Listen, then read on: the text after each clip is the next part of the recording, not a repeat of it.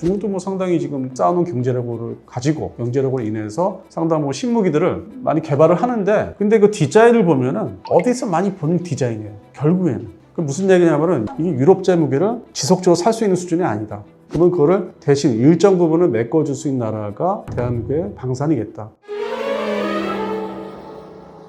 네, 시청자 여러분 안녕하십니까? 저는 월간 디펜스 타임즈 발행인 안승범입니다. 이쪽 분야에서 이제 군사 월간지 잡지는 지금 현재 35년째 일을 하고 있고요. 최근에는 이제 세상의 흐름에 따라서 유튜버를 이제 여기저기 출연을 하고 이제 방송을 하고 있습니다.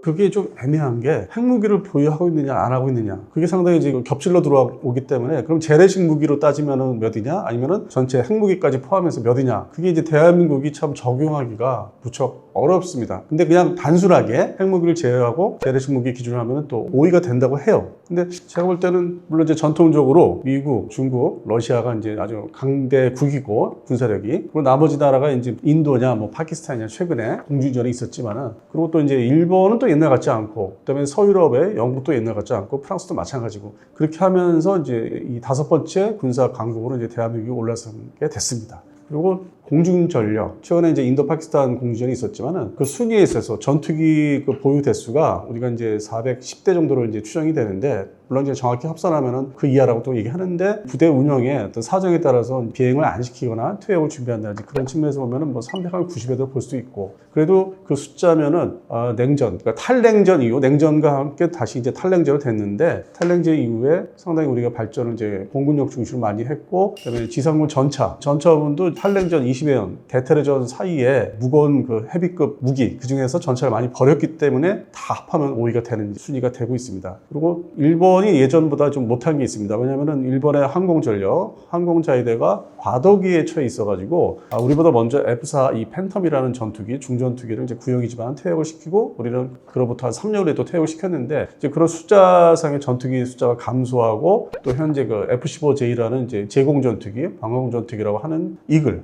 1이라고 그러죠. 이 전투기도 지금 조금씩 감소하고 있고, 그다음에 자국산 전투기라고 할 수 있는 전투기도 조금씩 이제 감소를 하기 시작했어요. 그래서 우리보다 그 항공전력이 숫자상으로 좀 미비하고, 또 일간에서는 사람들이, 다른 분들이 얘기하실 때 항공자위대가 F-35A, F-35B 스텔스 전투기를 상당히 보유하고 있는데 뭔 소리냐, 이제 저한테 제 얘기를 하신 분이 있었는데, 그거는 이제 발주 대수, 앞으로 이제 2030년까지 147대를 보유하겠다는 계획을 얘기한 거고 발표한 거고, 그 중간에 이제 도입을 계속 이제 매년 해야 되지 않습니까? 예산을 배정해서 지출하고. 근데 현재 파악이 된 거는 이제 50여 대 미만. 그래서 우리 대한민국 공군이 이제 F-35A 스텔스 전투기가 현재 39대. 그래서 그 부분을 보면은 큰 차이가 없고, 최종적으로 그 스텔스 전투기가 일본 항공자위대에 도입이 돼야만 그 옛날에 떵떵거리던 그 전력으로 올라갈 수 있어요. 그래서 일본 같은 경우는 지금 잠시 주춤해서 그 자리를 이제 우리가 꿰차게 된 거죠. 일본의 그 항공 전력이 좀 감소하면서 앞으로 더 늘어나야 되기 때문에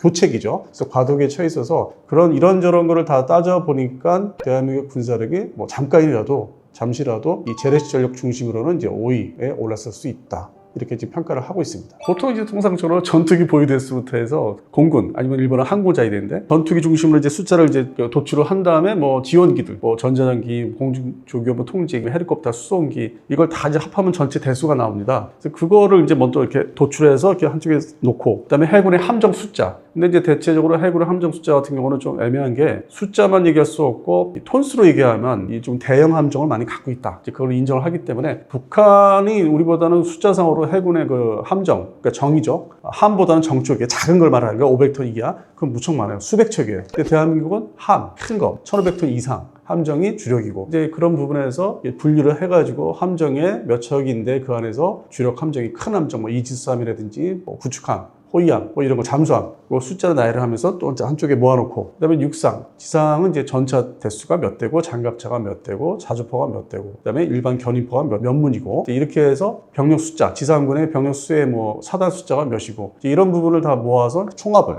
합해보면은 이제 군사력 규모가 나오죠. 그래서 그걸 가지고 전 세계적으로 이제 비교를 하는데, 이게 뭐 순간적으로 그걸 개인적으로 할 수 있는 건 아니고, 이것저것 많이 이제 보면서 이렇게 합해보면은 정확한 이제 순위가 나오는데, 그 과정이 이제 군사력 건설 그 시간도 있고 기간이 있기 때문에, 뭐 앞서 말씀드린 대로 대한민국이 예전에는 뭐 오이라고 상상할 수 없는 시기가 한참 있었죠. 근데 지금은 방위 산업이 이제 한 20여 년 전에 급속히 발전하고 자체 생산을 아주 신속하게 하면서 지금은 그 장비로 인해서 군사 강국이 재래식 군사 강국이 된 거죠. 반면에 이제 북한은 군사력이라는 거 건설을 뭐 예전에 먼저 그 아버지 정권, 그다음에 할아버지 정권 있지 않습니까? 지금 김정은의 그 당시에는 이제 뭐 재래식 무기도 많이 만들고 했었는데 그게 시간이 흐르면서 이제 경제가 파탄되고 그러면서 그거를 뒷받침을 할 수 없어서 군사력이 이제 노후화, 이제 부식화되고 이제 실제 전쟁에 동원할 수 없는 그러니까 숫자, 장부상으로만 많이 가지고 있는 그게 북한은 이제 군사력이다 보니까 재래식 전력이다 보니까 미국과 대한민국을 상대로 극복하기 위해서 핵무기에 이제 개발에 손을 대기 시작한 겁니다. 그래서 정확히는 이제 제 기억으로는 북한의 핵무기가 이제 개발을 한다. 앞으로 조만간 위협이 되고 우리를 상당히 곤란하게 만들 것이다. 했던 시작됐던 시점은 1991년도예요.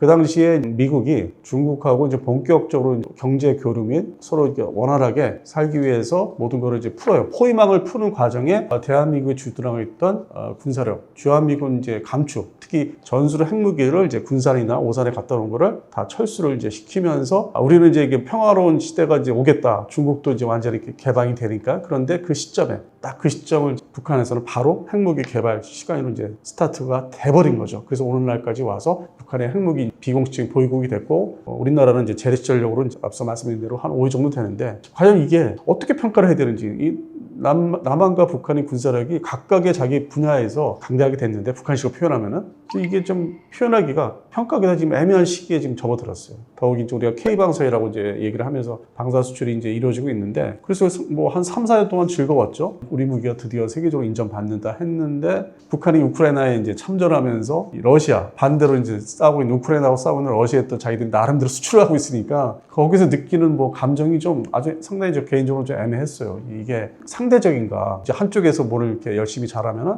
저쪽도 대응을 한다고 하는 게 이런 참전 문제. 우리는 이제 폴란드 수출이지만 이거 옆에 나라. 그래서 방산 수출이 크게 터졌다고 하지만은 그것도 사실 엄밀히 말하면은 뭐 특정 국가의 대규모 수출, 물론 이제 옵션이라는 게 포함되어 있지만은 그게 이루어진 거지 뭐 전 세계적으로 우리가 호황을 누리는 것도 아니고 그러니까 이게 상당히 좀 미묘하고 아주 복잡한 그 상황에 군사력 관련된 거, 방위사력 관련된 게 남북한이 상당히 경쟁을 한다 이렇게 볼 수 있는 거죠. 원래 이제 미국의 역사라는 게 1776년 이제 영국으로부터 독립을 이제 하고 1800, 그러니까 19세기죠. 19세 중반에 남북 전쟁이 있었고 그때만 해도 뭐 자기들이 나라 건설을 하는데 뭐 정신이 없었기 때문에 대외적인 어떤 진출을 생각할 수도 없었고 그리고 이제 19세기 말부터 자기들이 이제 앞마당이라 할 수 있는 중남미를 이제 개입을 조금씩 하죠. 근데 그 지역은 뭐 지금도 그렇지만은 유럽 쪽이나 이제 아시아에서 볼 때는 뭐 자기들의 어떤 그 지역 멀리 떨어진 그 당시 뭐 비행기가 있던 시절이 아니니까 그 자기들의 앞마당 관리에 전력 두고 하다 보니까 스페인하고 이제 마주치죠. 유럽에. 근데 스페인이 이 식민지를 이제 중남미 중심으로 이제 건설을 했지만은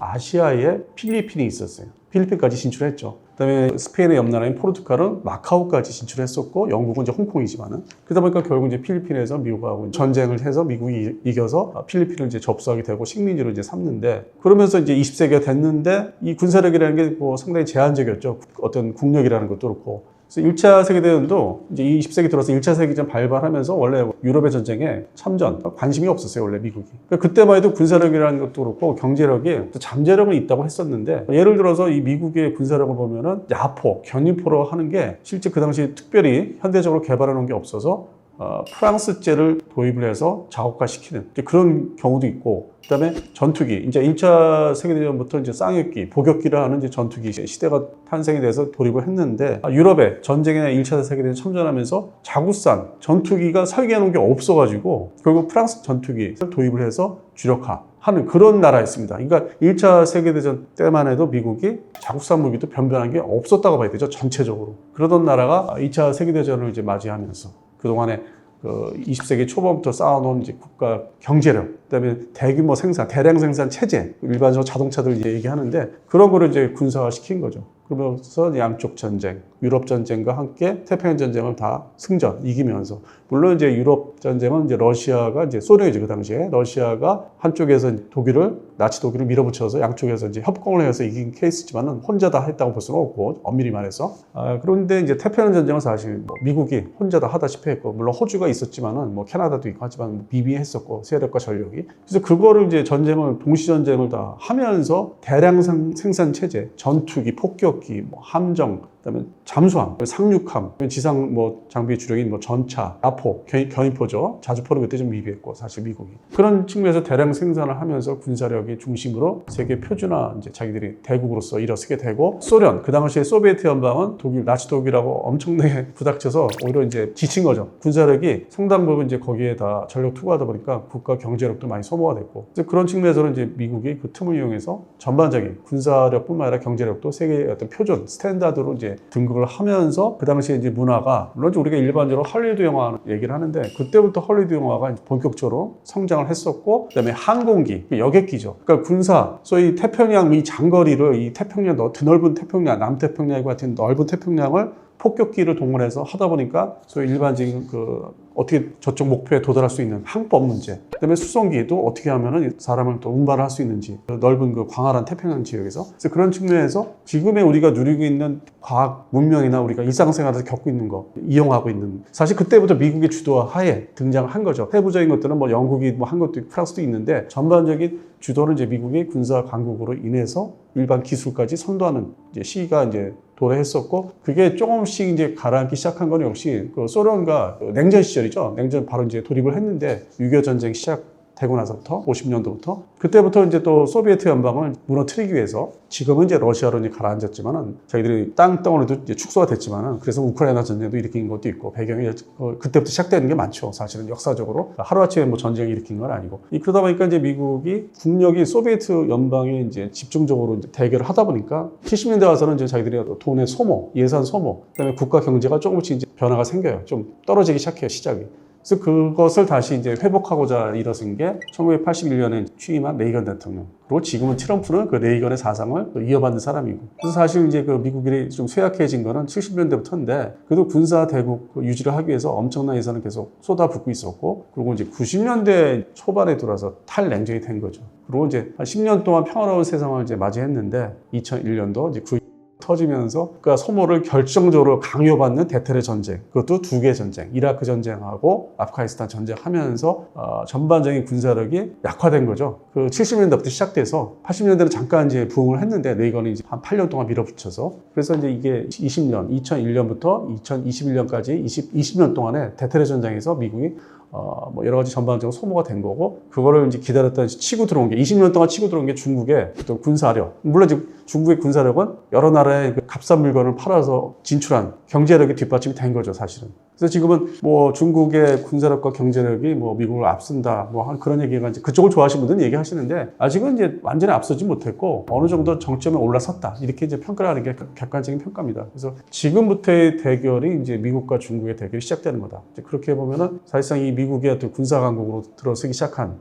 1945년 이후에 평화 이제 시절을 맞이하면서 2차 대전을 이제 마무리 짓고 그때부터 이제 시작이 됐죠. 그리고 모든 무기 체계를 저희들이 다 많은 막대한 돈을 들여서 무기 체계를 육해공 해병대 무기 체계를 개발해서 오늘날까지 오고 있는 거고. 근데 이제 그걸 치고 올라오는 거는 이제 중국이고. 중국도 뭐 상당히 지금 쌓아놓은 경제력을 가지고 경제력으로 인해서 상당 뭐 신무기들을 많이 개발을 하는데 그런데 이제 이 무기 체계를 보면은 뭐 중국의 또 신형 스텔스 전투기들 얘기하시는데 뭐 나름대로 이제 뭐 잘 하고 있는 게 있다고 봐야 되겠죠. 뭐 개발을 하는 거를 또 많은 돈과 이제 어떤 자기들의 기술력을 이제 투입을 해서 자기들도 이제 뭐 50년대부터 전투기 개발을 꾸준히 해왔기 때문에. 근데 그 디자인을 보면은 어디서 많이 본 디자인이에요. 결국에는. 그 무슨 얘기냐면은 미국이 한 4, 50년 동안 손을 댔던 그 X 시리즈라든지 아니면 이제 탐색하기 위해서 뭐 데몬스트레이션 하기 위해서 만든 뭐 항공기들, 군용기들 그것들을 많이 이제 만들었다 버리고 하는 디자인들이 있어요. 많이 모방을 한 것 같아요. 그러니까 출발점. 그러니까 완전한 순수 창작은 중국 항공기 보면은 완전한 창작인가 싶을 정도 좀 의심이 가는 것도 있고 그런데 또 중국을 좋아하시는 분들 입장에서는 이거 대단한 건데 뭔 얘기냐 하시는데 일정 부분 인정하겠습니다. 이번에 그 파키스탄에서 파키스탄 공군이 인도 공군을 이제 그렇게 라팔 전투기를 이제 격추했으니까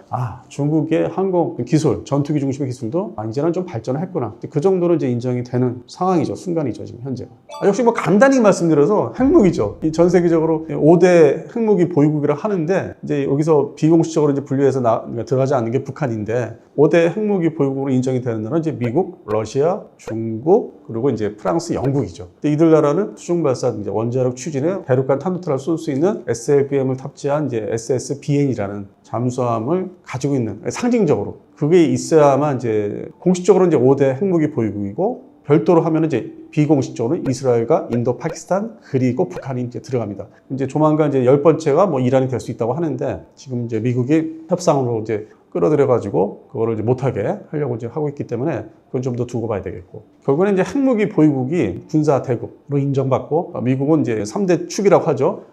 전략 핵폭격기, 그다음에 이제 수중발사 SSBN이라고 하는 수중발사 SLBM 탑재하는 이제 잠수함, 그리고 지상발사 사이로, 그러니까 지상에 이렇게 이제 원형으로 이제 파서 깊숙이 이제 지화시킨 사이로에서 발사하는 대륙간 탄도탄, 뭐 미국의 미니트맨 3라든지 그거를 이제 3대 축이라고 하는데 그걸 이제 오랜 기간 보유를 이제 유지를 해온 거죠. 앞으로도 할 것이고 거기에 이제 동시에 이제 러시아도 그만큼 거의 대등한 전력을 갖고 있고 탄두는 러시아가 좀 더 보유하고 있다고 합니다. 몇백 발 더 갖고 있다고 하고 그리고 이제 세 번째가 이제 중국이 이제 거기에 들어갈 수 있는데 중국은 아직까지는 이제 핵탄두를 탑재해서 발사할 수 있는 미사일 숫자가 좀 미국이나 러시아에 비해서 이제 좀 적다. 숫자가 모자란다 해서 2035년까지 그만큼 미국과 러시아의 숫자에 비교되는 발사체를 보유하겠다고 지금 이제 상당히 그 노력을 이제 하고 있죠. 중국 나름대로. 그래서 점점 이렇게 핵무기는 늘어나고 있고 그러면서 이제 러시아가 우크라이나 침공하면서 서유럽의 나토 제국에 프랑스하고 영국을 좀 위협하는 이제 어떤 발언도 있었고 소위 이제 핵무기를 다 싹 쓸어버리겠다 했는데 상대적으로 영국과 프랑스의 핵무기는 좀 제한적입니다.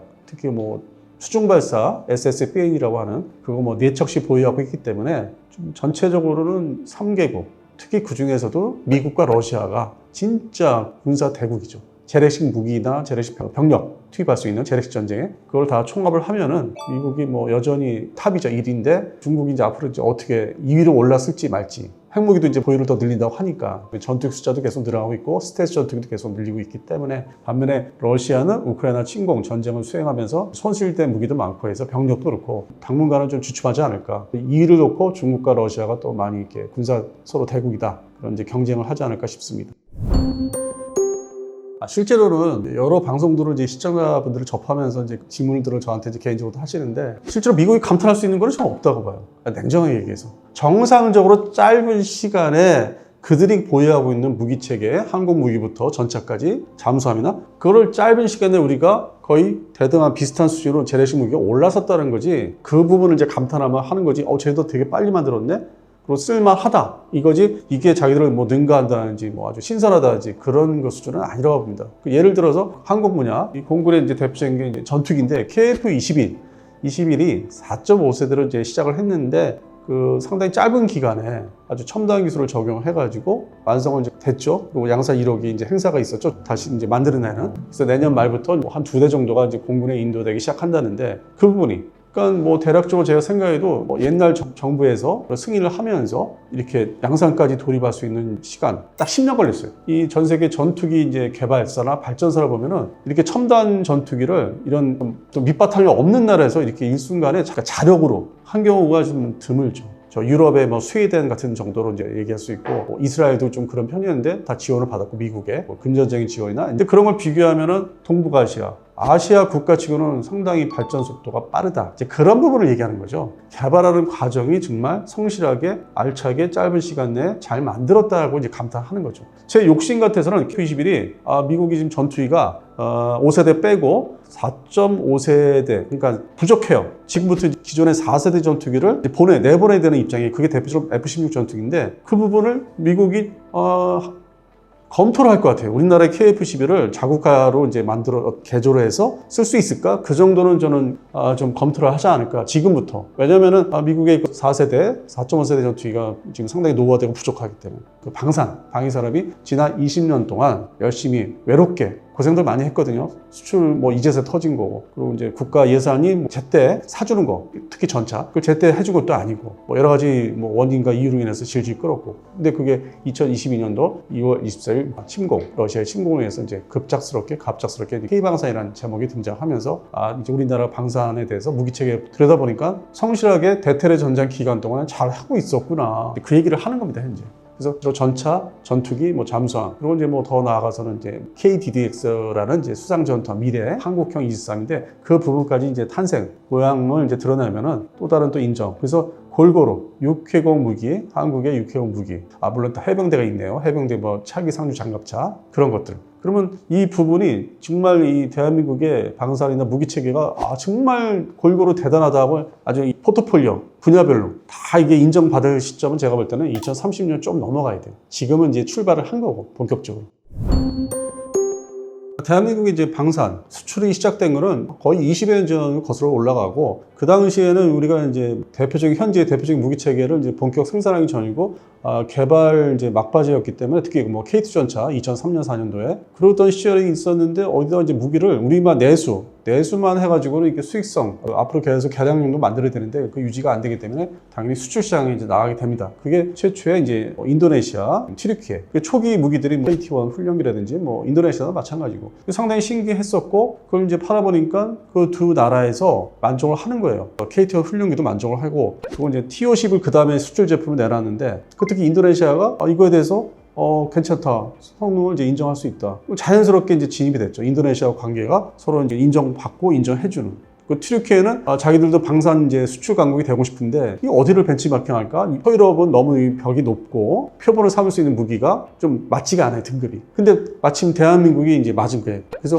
K라는 자주포도 기술을 사가서 자기네 자주포를 이제 만들어서 현재 수출도 하고 있지만은 그렇게 해서 우리를 이제 벤치마킹 한 거고. 근데 그때만 해도 이제 20년 전만 해도 관계가 좋았죠. 왜냐면 우리 거를 기술료를 내고 사가는 경우도 있고, 튀르키예가 설계 도메이라든지, 그다음에 인도네시아는 자기 거를 사가면서 우리 수송기도 좀 사주면 좋겠는데 하여튼 원활하게 서로 윈윈하는 그러던 게 뭐 2002년, 3년, 4년, 이렇게 5년 그렇게 시작이 됐고, 가서 이제 가져가서 써보니까 뭐 자주포나 훈련기, T-50 훈련기가 괜찮다 인정을 받은 거예요. 그러면서 그거를 동남아시아 국가 중에서 이제 다른 옆에 나라, 인도네시아 경쟁국은 또 말레이시아가 있는데 옛날부터 군사 무기 경쟁하는 관계고, 그다음에 거슬러 올라가면 태국도 있고, 다 서로 연동이 돼 있죠. 지형상으로 아니면 바다라든지. 그거를 이제 지켜보고서 태국이 이제 말레이시아보다는 태국이 먼저 우리 거를 선정을 하죠. 저 쓸만하다니까 우리도 갖다 써볼까 했더니 괜찮은 거예요. 근데 돈이 또 제한되다 보니까 뭐 2대, 3대, 4대 이렇게 좀 찔끔찔끔 사가요. 그럼에도 뒷 문제가 없는 거예요. 나중에 탈이 없어요. 우리가 군수 지원을 원활하게 또 빨리 가서 성의를 보이니까. 그리고 지역상으로 동남아시아는 가깝기 때문에, 그래서 이런 게 다 합해지면서 한국의 물건들이 시간이 흐르면서 인정받고, 그래서 태국에서 다시 내려간 게 필리핀이죠.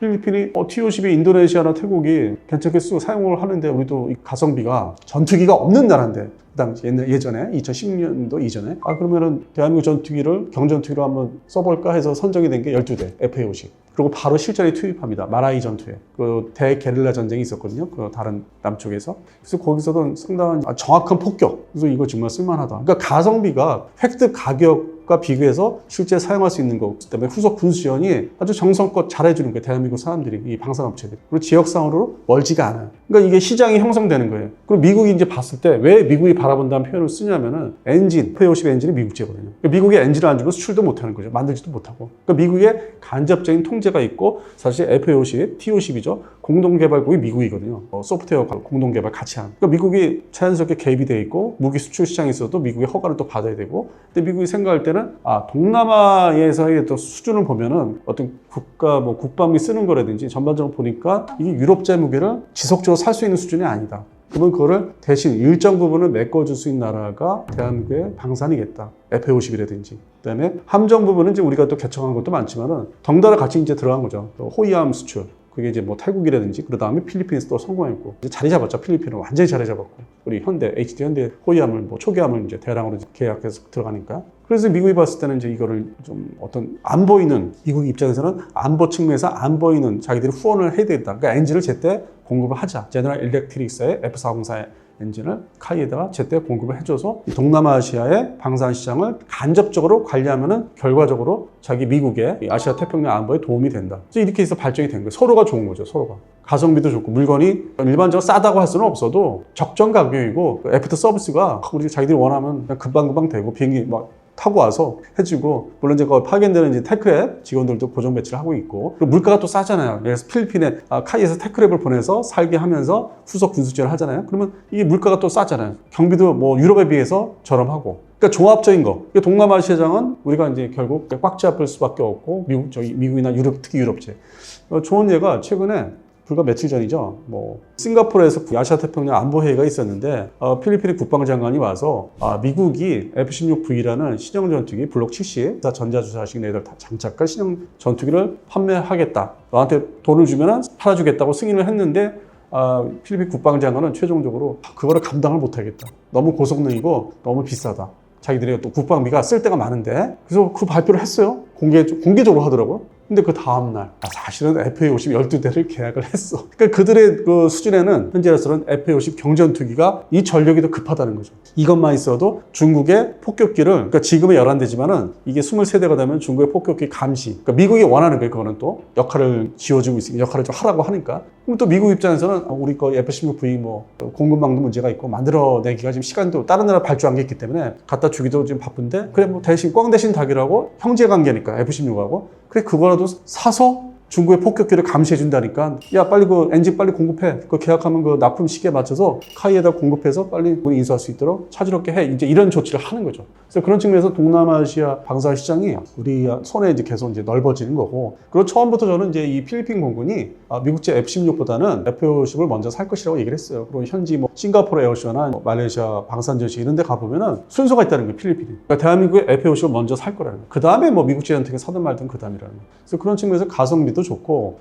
동남아 시장 관리를 좀 더 이제 앞으로 더 발전시켜서 이제 말레이시아가 또 이제 우리가 납품을 해야 되거든요. 근데 그 후속 계약 현재 말레이시아 공군하고는 FA-50 M 버전을 18대 계약을 했는데 옵션 형태로 또 18대가 기다리고 있습니다. 그래서 저는 좀 그 기대가 돼요. 말레이시아 공군도 전투기 전력을 늘려야 되기 때문에 현재 37대밖에 없어요. 인도네시아 공군보다는 한 2분의 1밖에 안 돼요. 근데 이 좀 저렴한 전투기를 많이 사가지고 많이 앞에다 깔아놔야만 인도네시아하고 견제하는 그런 이제 전력이 되는 거고 자 이렇게 하다 보면은 그 다음 전투기 KF-22이 기다리고 있는 거죠. FA-50이 이제 워낙 가성비가 좋고 사용하기 좋다고 평판이 좋고 인정을 받으니까. 그래서 이제 필리핀 공군이 결국에는 2030년도 정도면은 필리핀 공군하고 말레이시아 태국 공군이 KF-21을 저는 사갈 걸 보고 있습니다.